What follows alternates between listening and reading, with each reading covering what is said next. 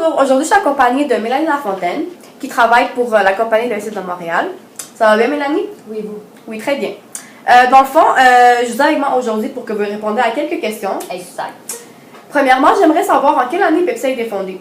Pepsi a été fondée en 1898. D'accord. Deuxièmement, j'aimerais vraiment savoir un peu sur l'historique de Pepsi parce que je trouve vraiment que c'est une compagnie intéressante. Comme qui a fondé Pepsi, ça m'intrigue vraiment. En 1993, c'est Caleb Bradham qui, dans le fond, a inventé un mélange de soda nature à base d'un sirop. D'accord. Je vais vous en parler un peu plus. Le Pepsi se distingue en deux facteurs, comme je viens de vous dire, le soda nature à base de sirop, ainsi qu'une noix africaine qui porte son nom, le cola. Le Pepsi a plusieurs avantages. Ça soulage la dyspepsie ainsi que les ulcères d'estomac. À cause de la Première Guerre mondiale, on a dû déclarer faillite pour quelques raisons. Comme vous savez, quelques stars ont participé à notre publicité pour le Pepsi, par exemple Michael Jackson, Nicki Minaj, etc. Je vais vous parler un peu des slogans. Un des slogans qu'on a créé, c'est « Faites-vous des amis avec Pepsi. Soyez jeune, soyez beau, soyez jovial, soyez moderne. Prenez un Pepsi. » Dans le fond, les couleurs principales du Pepsi, c'est le rouge, le blanc et le bleu. D'accord. C'est un slogan très joyeux, dans le fond. Oui. Exactement. Troisièmement, j'aimerais savoir un peu plus sur la production de Pepsi. Okay. Parce qu'on n'en parle pas souvent, là. En 1935, la production atteint 40 caisses à l'heure. Et en plus, on n'en remplit qu'une à la fois. Pour aider à l'environnement, Pepsi Cola a créé de nouveaux équipements, dont une étiqueteuse et une emballeuse qui, ceux-ci, ont créé des impacts positifs pour l'environnement. Ouais, ça va. L'entreprise ajuste des équipements, par exemple ses propres bouteilles en plastique et une nouvelle emballeuse. Donc, comme vous pouvez voir, on contribue souvent pour l'environnement. La prochaine question que j'ai pour toi, Mélanie, c'est, dans le fond, c'est où que se trouvent les opérations? Est-ce qu'il y a des pays qui ont contribué à Oui. Pepsi ou... Dans le fond, la Chine, c'est le premier pays à lancer l'opération de Pepsi Cola. D'accord. Quand je vous ai parlé tantôt de Michael Jackson, dans le fond, celui-ci apparaît sur plus de 10 milliards de canettes dans 20 pays. 10 milliards. Oui. Beaucoup. En 2012, la Chine et les États-Unis sont les premiers marchés à lancer l'opération avec une vingtaine de pays. Par exemple, l'Asie, en Europe, et puis cette liste ne fait qu'augmenter. Ça m'étonne pas. Les États-Unis commercialisent une canette en édition limitée avec une compagnie adaptée. Donc, dans le fond, il y a plusieurs compagnies qui ont contribué à notre production. Par exemple, plusieurs stars qui nous aident à contribuer par la publicité, par exemple. Par la suite, Mélanie, j'aimerais ça vous demander, c'est quoi votre chiffre d'affaires environ de la compagnie? Le chiffre d'affaires de notre compagnie est supérieur à celui de Coca-Cola. Coca-Cola, c'est une des entreprises, c'est notre plus grande rivale, je pourrais vous dire.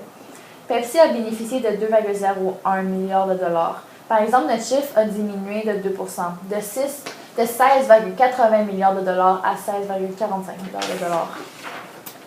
L'activité a augmenté de 4,2%, par exemple. Ah, d'accord, vous avez eu vos hauts et vos bas. Oui. En 2013, Pepsi a lancé un plan d'économie de 3 milliards de dollars pour viser à améliorer sa rentabilité et de ne pas perdre face à notre plus grande rivale, dans le fond, qui est, comme je vous ai dit, Coca-Cola. D'accord. Dans le fond, ça prévoit la suppression de 8,700 emplois, soit 3% de ses effectifs. D'accord, c'est vraiment intéressant tout ce qu'on peut savoir. Finalement, il y a une question qui m'intrigue vraiment, c'est au Canada, il y a combien d'employés environ? Dans le fond, nous, on emploie presque je vous dirais, 10 000 Canadiens. OK. Dans deux affaires. La première affaire, c'est que Pepsi Cola Canadien Breuvage, qui regroupe le Pepsi, le Gatorade et Tropicana. Pepsi Cola Canada englobe 3 divisions. La première division, c'est celle du breuvage. La deuxième division, c'est l'alimentation. Et la troisième, c'est Pepsi Cola International. D'accord, ça m'a fait plaisir de vous accueillir aujourd'hui. Merci, moi aussi. Ça fait vraiment plaisir de savoir toutes les informations sur Pepsi et on va en connaître encore plus dans la prochaine émission. Merci.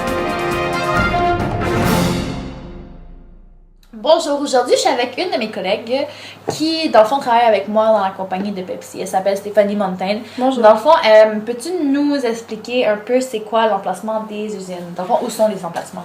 Premièrement, j'ai des données ici qui datent d'un peu longtemps dans l'histoire. Dès 1934, Pepsi Cola s'implante partout aux États-Unis et au Canada. Une première usine ouvre ses portes à Montréal cette année-là.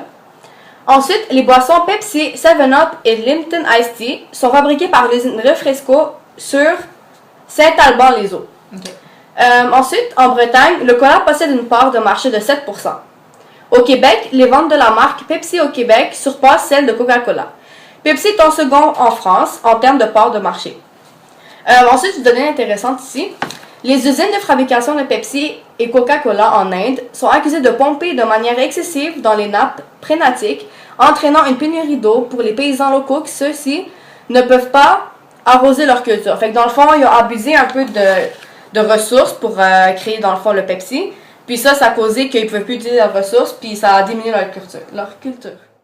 Deuxièmement, peux-tu m'expliquer c'est quoi les conditions de travail des employés? Et moi, je trouve qu'on est vraiment récompensé, puis on est vraiment bien payé, puis on est bien, dans le fond, accueillis. Il y a des beaux programmes. Oui, vraiment de beaux programmes. Les récompenses pour les employés sont de bons salaires. On a des vraiment bons salaires. On a aussi plusieurs programmes de soins, de santé. On a des avantages liés à l'automobile, des programmes de mieux-être, de retraite, ainsi qu'une qualité de vie au travail. J'aime vraiment notre qualité de vie au travail parce qu'on est tous ensemble, on travaille tous ensemble, puis je trouve que c'est vraiment une bonne dynamique de travail. Ouais. Troisièmement, peux-tu m'expliquer dans le fond c'est quoi nos relations avec les syndicats? Ben, comme tu le sais très bien, nous on a une très bonne relation avec le syndicat. On a une bonne dynamique tout en étant conscient des rôles distinctifs que sont appelés à jouer l'entreprise et le syndicat. Fait que dans le fond, on connaît nos limites, on sait nos rôles, puis c'est ça. Ensuite, Pepsi respecte le syndicat comme partenaire d'affaires et de ses responsabilités envers ses membres. L'entreprise invite des gestionnaires de première ligne afin qu'ils aient un bon aperçu des relations de la direction avec le syndicat. Fait que dans le fond, on s'assure tout qu'on a une bonne relation avec le syndicat pour pas que ça dégénère et crée des problèmes. Pour conclure notre interview, Stéphanie Montaigne, je vais te poser une question. C'est quoi, dans le fond, ta position? C'est quoi tes solutions pour la syndicalisation, pour nos normes de travail? Ben moi, j'ai pas vraiment de solution pour la syndicalisation parce que je trouve que notre relation est vraiment saine pour l'instant.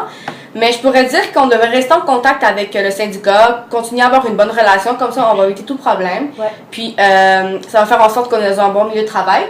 Puis deuxièmement, pour ce qui en est des normes de travail de Pepsi, je trouve que ce sont assez raisonnables, on a un bon salaire, on a de bons programmes. Puis je trouve que si on continue comme ça, on pourra donner de bons exemples aux autres entreprises. Comme ça, ils pourront collaborer dans un bon environnement comme le nôtre. C'est vrai, on a des bonnes relations. Vraiment des bonnes relations. Puis c'est ce qui fait en sorte que moi, j'aime vraiment travailler dans cette compagnie. Puis je changerai pas. Merci!